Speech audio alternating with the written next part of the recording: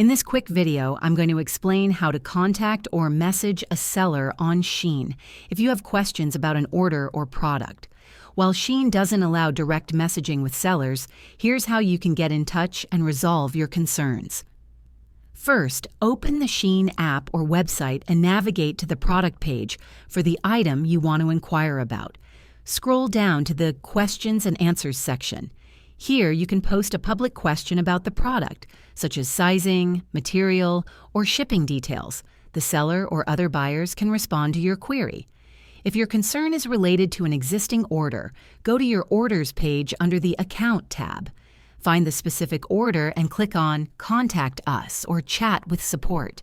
Shein's customer service team will assist you and relay your issue to the seller if needed. For urgent issues, use Shein's live chat feature. Tap the chat icon in the app or visit the Help Center on their website.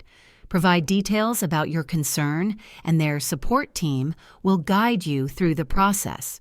Remember, Shein acts as the intermediary between buyers and sellers, so all communication happens through their platform. Be clear and concise when describing your issue to ensure a quick resolution. If this video helped you, please like and subscribe to the channel for more tips on shopping and troubleshooting. Thanks for watching, and happy shopping on Shein.